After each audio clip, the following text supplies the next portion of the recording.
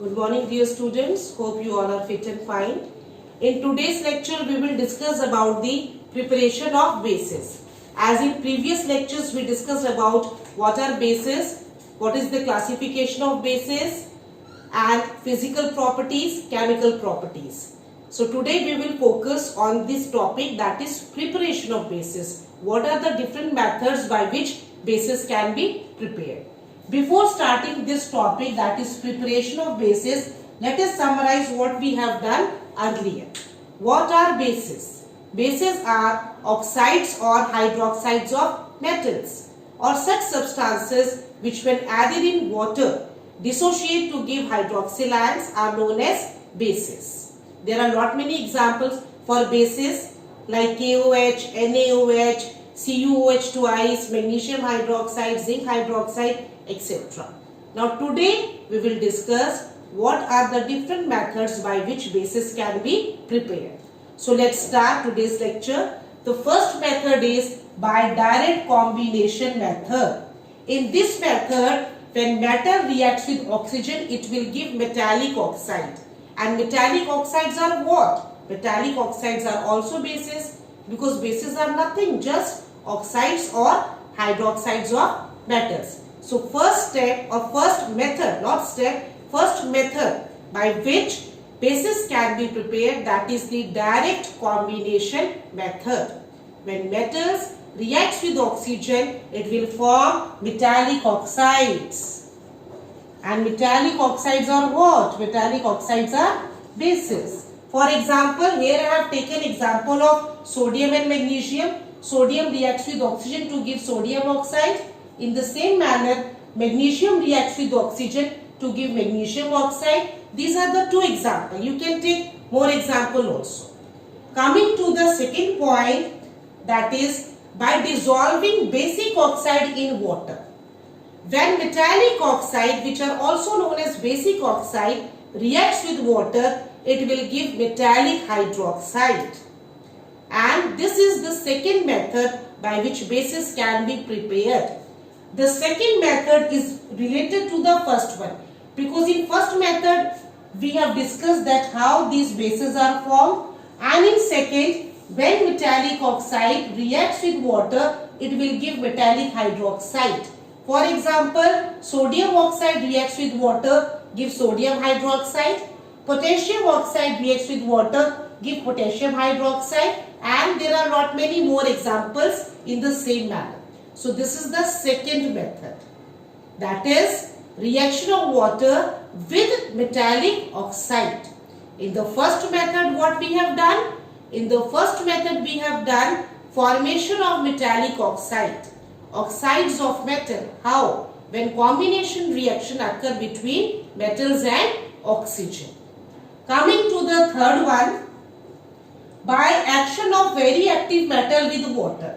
Before discussing this point, I would like to discuss the concept of reactivity series of metals. It is the series in which metals are arranged according to their decreasing reactivity.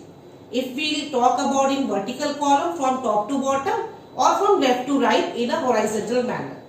In such a manner that highly reactive metals are placed at the top, and as we move down in the reactivity series, reactivity of metal decreases. So the third method is by the action of very active metal with water. The word very active metal or highly reactive metal such as sodium, potassium, calcium, these metals are so reactive in nature that these metals even react with cold water to release hydrogen gas along with the formation of base. Here we need not to see whether hydrogen gas is formed or not, because here our focus is the formation of hydroxide. So this is the third method, that is related to the metals which are there in reactivity series. Highly reactive metals such as potassium, sodium, calcium even react with cold water to release hydrogen gas, as well as it will form the base like this, sodium hydroxide. If you will take potassium with water, it will give potassium hydroxide. If you will take calcium with water, it will give calcium hydroxide with hydrogen gas. Now, as I already said, as we move down in the reactivity series, reactivity of metal decreases.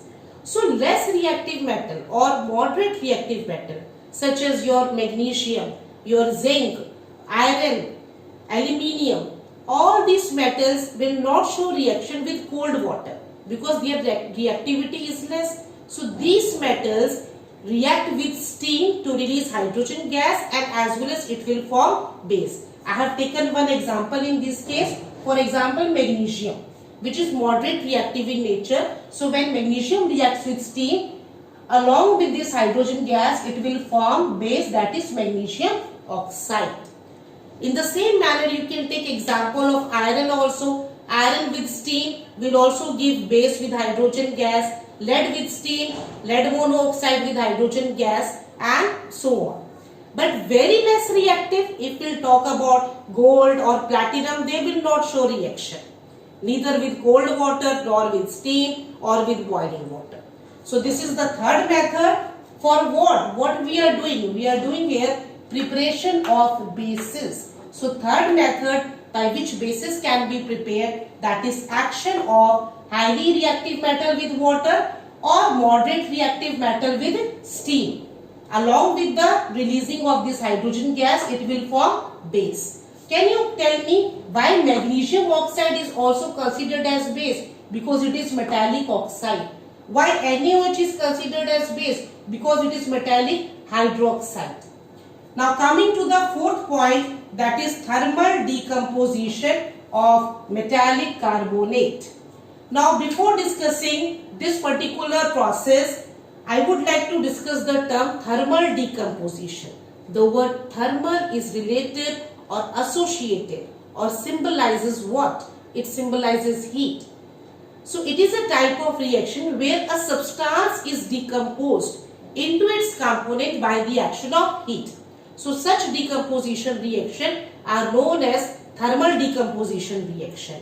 In this case, I have written thermal decomposition of metallic carbonate. Lot many examples again are there. I have taken this example which all of you have done practically in 9th standard.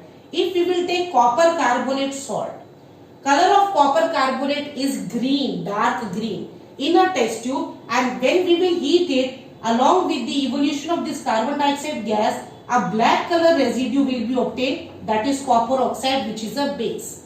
In the same manner, if we will heat calcium carbonate, it will also give a base calcium oxide with carbon dioxide. So this is your fourth method, that is by heating various metallic carbonate we will obtain base. Next one, thermal decomposition of metallic nitrate. What are metallic nitrate? Nitrates of metal, they are known as metallic nitrate.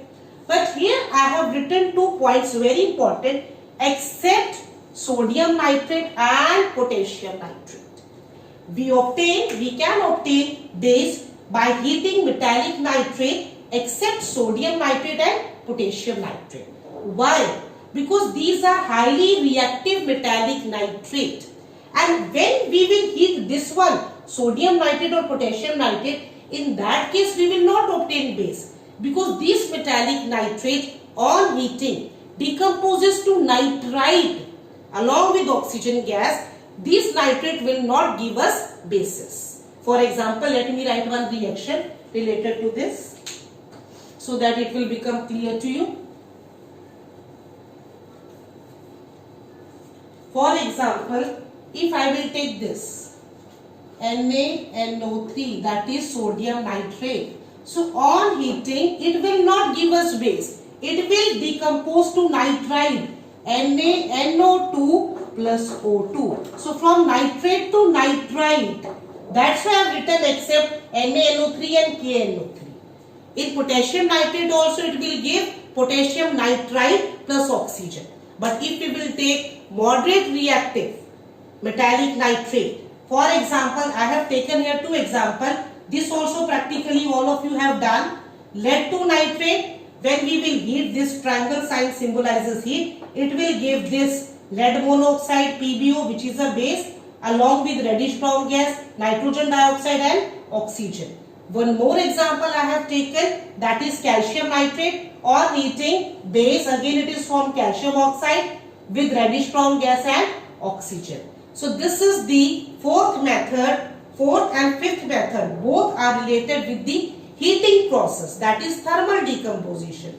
Either thermal decomposition of metallic carbonates or thermal decomposition of metallic nitrates. Why I have written except KNO3 and NaNO3? What is the reason? The reason is this: KNO3 and NaNO3, these are highly reactive metallic nitrate, and when we will heat this metallic nitrate, we will not obtain base. I have written the reaction above. Now last but not least, the sixth point that I have written, that is we can also obtain bases by double displacement reaction, which is also known as double decomposition reaction. What is double displacement reaction? Type of reaction which occurs between two compounds to give two new compounds, where exchange of radicals occurs at two places. If you remember when we were discussing about acids, that what are the different methods by which acids can be prepared, there also we did this one, that by using your one salt and one acid, by reacting that we obtain another salt and another acid. So same thing here also, by using one salt. First example I have taken zinc sulfate with sodium hydroxide. So by using one salt and one base, preferably alkali, it will give another salt, sodium sulfate and zinc hydroxide. In the same manner, I have taken one more salt, that is ferric chloride with potassium hydroxide. It will give another new salt, potassium chloride and FeOH thrice, which you call ferric hydroxide. So these are the different methods by which bases can be prepared. Let us summarize once again. First one is direct combination method, that is formation of metallic oxide when metal reacts with oxygen. Second is by dissolving basic oxide in water. When metallic oxide reacts with water, it will give metallic hydroxide. Third is action of metals which are there in the reactivity series, either highly reactive or moderate reactive metal with water. So it will also give base. For example, highly reactive will give hydroxide, excuse me, and less reactive will give oxide along with hydrogen gas. Fourth and fifth, thermal decomposition of what? Metallic carbonate and metallic nitrate. In metallic nitrate, except sodium nitrate and potassium nitrate, on heating it changes into C. The main product we have to see here, that is base. This gas is also there, but we have to focus here. So this is the base which we obtain. In the same manner for nitrate, this is the base which we obtain. This is the base which we obtain. Now next one is by double displacement method, that is by taking one salt and one base, reacting these two substances, we will obtain another new salt and another new base. In the same manner here also, ferric chloride with potassium hydroxide, it will give potassium chloride and ferric hydroxide. Thank you.